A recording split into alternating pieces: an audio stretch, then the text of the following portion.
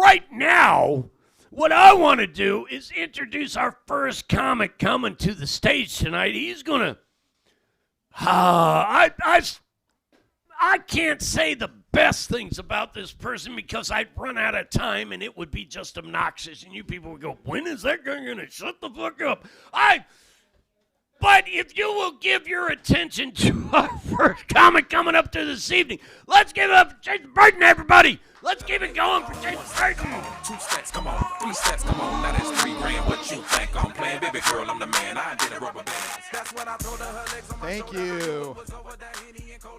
And thank you, Joe. I appreciate it. At my age and other demographics, anytime I'm not brought to the stage with Billy Joel or Steely Dan, that's always a big plus.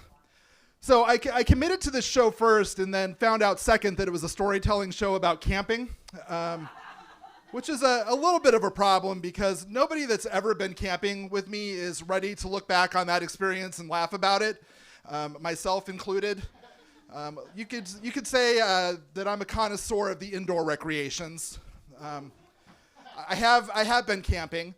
Like one time I went camping with my ex-wife and my kid not too long before I got divorced. And I'm not saying that trip didn't contribute to the divorce, but my attorney has recommended that I never speak about that again. Luckily, I am remarried, and my wife and I had to go to counseling, not because of camping, though maybe kind of because of camping. Actually, it was before we got married, and it wasn't even our idea. Like, we were fine, but the church we wanted to get married at required it of us. I think that they were trying to maintain a certain win-loss ratio. Like, if our marriage didn't work out, it might reflect poorly on Jesus or something. And given that I was bringing in an 0-1 record on successful marriages, they might have felt that I was a little bit of a liability. So our marriage counseling, premarital counseling, focused on love languages. And if you're not familiar with a love language, it's just kind of learning that, one person might feel most loved when they get little gifts or are shown acts of kindness. And another person might experience love mostly through physical touch, and not just when their husband wants to get laid, I've learned. But, and it was fine, but this book we were studying really only covered 5 love languages, and I think it left out a lot of practical things that might have been helpful before we got married, like when one partner's love language is hanging the toilet paper in an overhand fashion, and the other partner's love language is hanging it in the correct underhand fashion. Or when one partner's love language is sitting quietly and doing the New York Times crossword, and their partner's love language is talking. Or when one partner's love language is taking camping trips together, and the other partner feels most loved when he never has to do that ever. No, I did promise my wife that we could go camping, but that neither of us would have a good time. And we did, and go camping, and neither of us had a good time. And shout out to whoever picked up a cheap set of barely used camping equipment at the Burton family yard sale. I hope you're enjoying that. Yeah. No, I am an indoor person. I'm an introvert, which I realize is a strange thing to voluntarily get on stage and tell a room full of people. But I would rather be up here than in the audience because I am terrified of audience participation. Like, I would be the guy at the Price is Right taping who does not want to come on down. I'd be sitting there, don't call me, don't call my name, I don't want to come on down, I don't want to guess how much the Vaseline costs, I don't want to win the jet skis, I do know exactly how to win Plinko, but that's nobody's business. I do desperately want to spin that big wheel, but I don't want anybody to see me do it. Yeah, I don't know. I've always been an introvert. I've always hated Friends. I'm talking about the TV show, mostly. Yeah, I've never understood, I don't think I've ever seen a whole episode of it, because I've never understood how 5 people would want to spend that much time together. It just gives me anxiety. But if there's anybody here from Peacock or NBC, I know inevitably there's going to be a reboot of this show. And if you'd like to make it more introvert friendly, I've got your back. I have some scripts prepared for you. I've got the one where everybody sits quietly, drinks their coffee, and looks at their phones.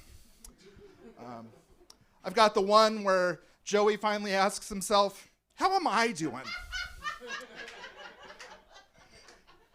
And I know any reboot is going to have to address sad real-world events, so I've got the one where Chandler finally gets some peace and quiet forever. And yes, I did have to Google Matthew Perry Friends character's name to write that joke. Well, tomorrow is a big day for my wife and I. Our kid goes back to college, and we become empty nesters again. Yeah, I think there are two kinds of people. I think there are people who look forward to summer, and then there's parents who work from home. So it's been a long summer. Someone was talking to me the other day, and they said, it's hard, isn't it, being an empty nester? I was like, no. What are you talking about? Are you crazy? And don't judge me for not missing my kid enough. Like, we put in our time. Raising teenagers is not an easy thing, especially these days. They're always looking at their phone. You can't get them to pay attention to you. It got so bad with my kid, I finally had to say, look, I'm trying to spend quality time with you. You just keep looking at your phone. You won't pay attention to me. Makes me feel like the texting and the TikToks and the YouTube are more important to you than watching me play video games. It really hurts my feelings. I don't know, like the garbage that kids learn on social media these days. My kid got their first phone about the time that there was that OK Boomer trend going around. So every time I tried to tell him something, I just hear, OK Boomer. Hey kiddo, it's time to take the garbage out. OK Boomer. Hey kiddo, I love you and I think you're going to do really great things in life. OK Boomer. And what really pissed me off about it, like, I'm not a boomer. I am old, but I'm not a boomer. I'm Gen X, so whatever. I don't care what you think. But what really pissed me off about it was when I was a kid, we didn't have social media to teach us how to be dicks to our parents. We had to figure it out for ourselves. We had to workshop it. Kids these days just get everything handed to them. It's not fair. Oh. Well, I got an electric car recently. You're welcome. You don't need to hold your applause. I don't know, like doing anything for the environment these days feels like when you were in high school and you had a group project and you were the only person doing any of the work. Like I'm doing my part, but I'm still going to get the same F that everybody else is getting. Climate change isn't going to skip me over because I've decided to give up fossil fuels. But I have found that having an electric car is great. If your favorite part about driving is when your gas light comes on and you're not sure whether you're going to make it to the gas station or not, but when you're driving an electric car, every time you go out, it's that thrill of, do I have enough charge to get where I'm going and back? Now, there are public charging stations, and it's just like getting gas. If getting gas required you to have an app on your phone, and every gas station required a different app, and getting a third of a tank took an hour. But no, I have found that an electric car is great for someone like me who doesn't want to go anyplace. It really does get me out of some things I don't want to do, like, hey, can you drive me to the airport at 5 a.m.? Oh, sorry, our car charges overnight. It won't be ready by then. I can't do that for you. Oh, camping trip? Yeah, no, they don't have chargers out there. I wouldn't be able to make it back. Oh, you'll drive? In your gas-guzzling climate destroyer? No, not a chance. Well, now that my wife and I are empty nesters, I think we've been thinking about getting a dog, but I don't know. Dogs aren't like kids. Dogs are a lot of work. Did you know that you have to feed dogs every day? If your dog is begging for your love and attention, you can't just give him an iPad to make him go away. Dog will chew through an iPad in like 5 minutes. Kids will take an hour or so at least. But one possible advantage to having a dog, I've heard, though, is that dogs like to sleep in their crates. Kids cry all night. But, no, to be honest, though, I did used to have a dog. I was real surprised when it died of old age. Turns out I had gotten the human years to dog years calculation backwards.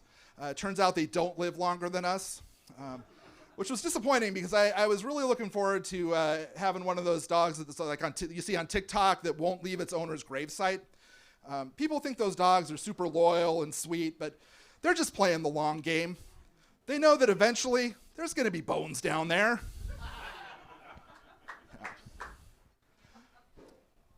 Well, my kid going off to college. My kid is non-binary and queer. They let us know that when they were in 7th grade, which was fine. I went through the full ally training program when I was in high school and college. I was in choir, band, and theater.